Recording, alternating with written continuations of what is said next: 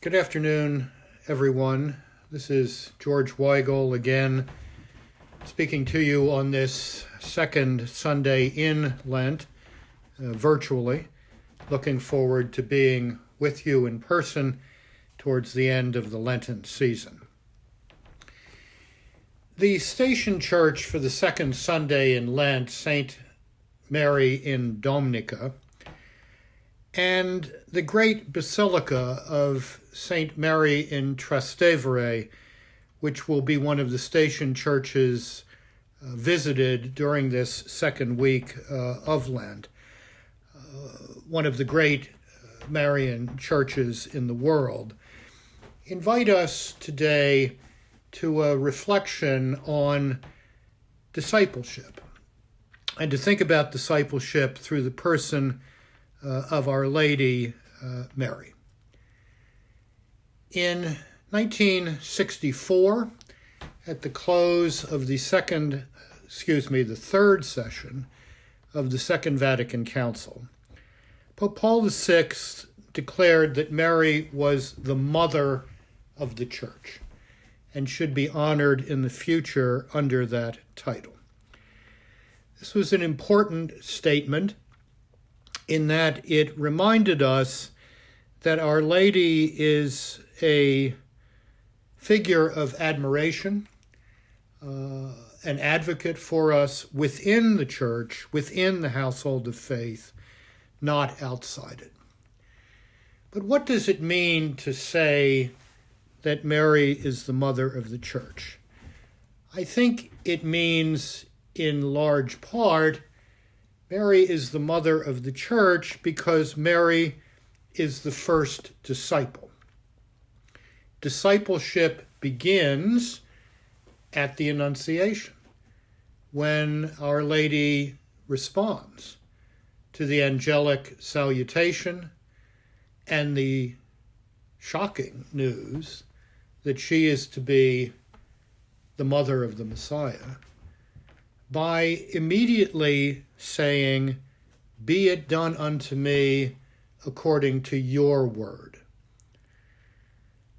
That Marian fiat, as the Latin has it, "Be it done unto me according to your word," is the pattern of all discipleship in the Church. And it's complemented, and we further understand Mary as the mother of the Church when we reflect upon the last words of Mary in the New Testament, which come at the wedding feast of Cana in St. John's Gospel.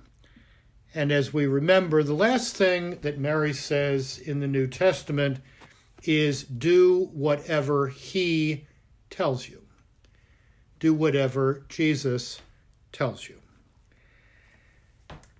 Many preachers working with that text tend to emphasize the whatever, because this is, as the gospel says, the first of Jesus' signs, after which his disciples began to believe in him.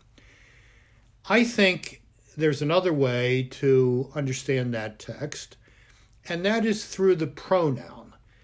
Do whatever he tells you. Mary's role in the economy of salvation, Mary's role in salvation history, is always to point beyond herself, to point to her Son. Do whatever he tells you.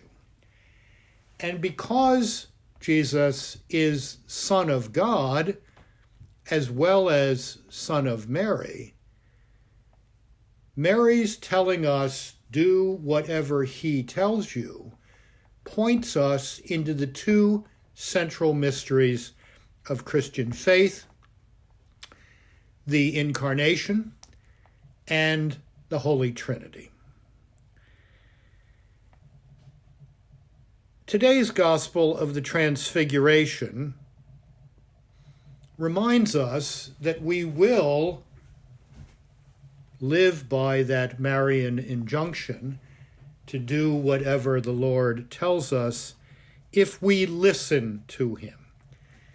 That brief phrase in the Gospel of the Transfiguration reminds us of the insistent, ever available divine call to deeper conversion in our lives.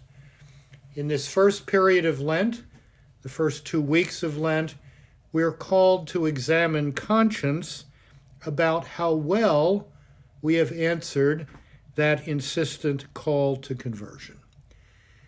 In the 3 weeks of Lent, beginning on the third Sunday in Lent, we'll be asked to reflect on how we are to imitate the Lord Jesus in living out that conversion. Here, too, Mary is a great pattern for us.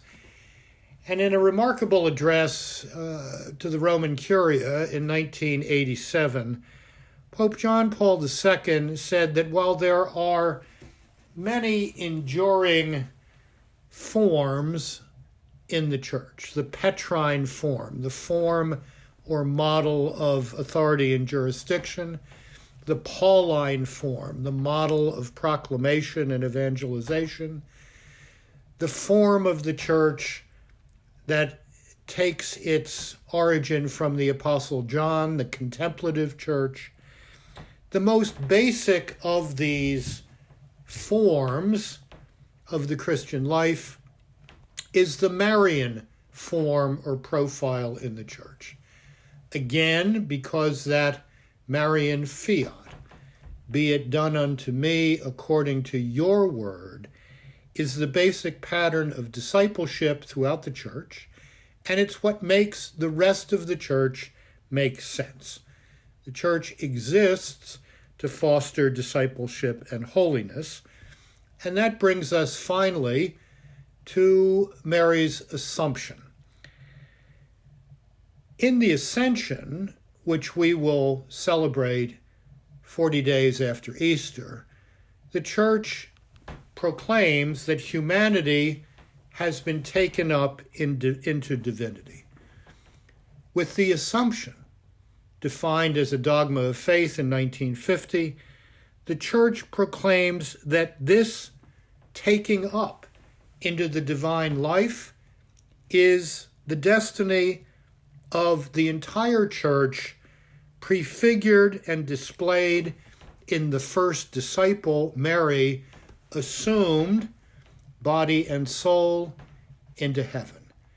And thus, even after her earthly life, Our Lady, our advocate, remains the paradigm of all Christian discipleship.